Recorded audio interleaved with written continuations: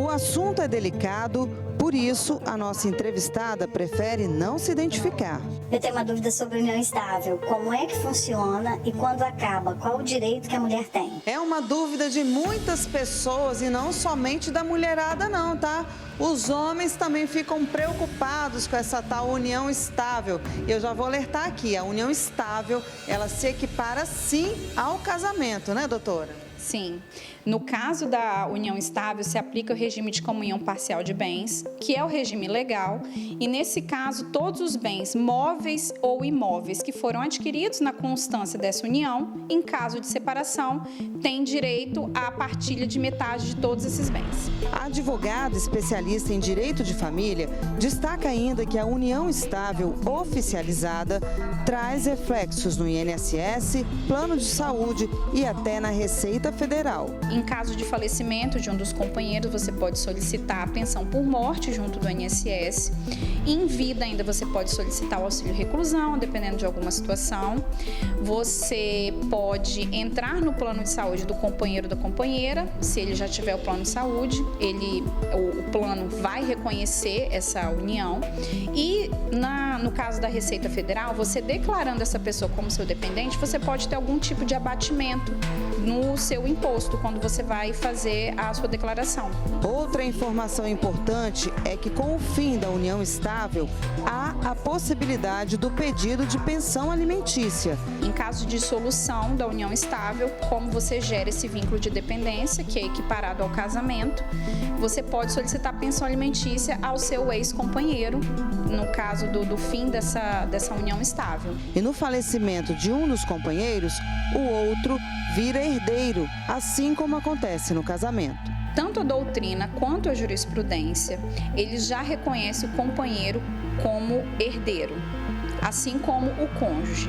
Então, sendo herdeiro, ele entra no inventário e tem direito a receber uma parte dos bens que aquele companheiro ou companheira que faleceu e deixou bens a serem partilhados.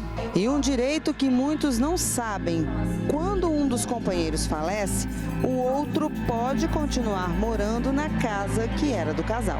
Neste caso, a lei que criou a união estável, ela cria o direito real de habitação, que é o direito desse companheiro sobrevivente continuar residindo na casa que era do casal, quando ainda vivos estavam e moravam juntos. A nossa entrevistada tem mais uma dúvida. Depois que eu estou um tempo com uma pessoa, eu tenho um relacionamento com um homem, estou morando com ele, tem 5, 6 anos. Como eu faço para regularizar essa união? É um procedimento bem fácil. Você vai procurar um cartório de registro civil junto do seu companheiro ou companheira. Vão levar os seus documentos pessoais, né? Seus documentos de identificação, RG e CPF, certidão de nascimento atualizada ou certidão de casamento com averbação do divórcio, comprovante de residência, e vocês vão levar mais 2 testemunhas, mais os documentos pessoais dessas testemunhas para fazer a lavratura da escritura da união estável. Lembrando que não há um prazo mínimo de convivência para que a união estável seja reconhecida. E mais, os companheiros não precisam morar juntos, não. Para configurar a união estável, você precisa ter uma união pública, contínua e duradoura, com ânimos de formação de família. Esses são os requisitos legais que você precisa preencher para o reconhecimento dessa união estável. A coabitação, que é o fato de você morar junto, não é imprescindível. Você pode ter uma união estável com uma pessoa morando em outro estado e você morando aqui no Espírito Santo, por exemplo. Se vocês têm intenção de formar família, se essa união ela é pública, todo mundo sabe, se vocês se tratam como um casal, como se casados fossem, é configurada a união estável. Então fica aí o alerta para você que mora com outra pessoa e que não tem essa união estável reconhecida. O ideal é oficializar o quanto antes, tá? Porque depois o trabalho é dobrado, né, doutor? Exatamente, Marcele. O ideal é já fazer esse reconhecimento no cartório, fazer a escritura, porque em caso de separação ou em caso de morte, você só consegue fazer o reconhecimento judicial. Na separação, você tem que entrar com uma ação de reconhecimento e dissolução de união estável.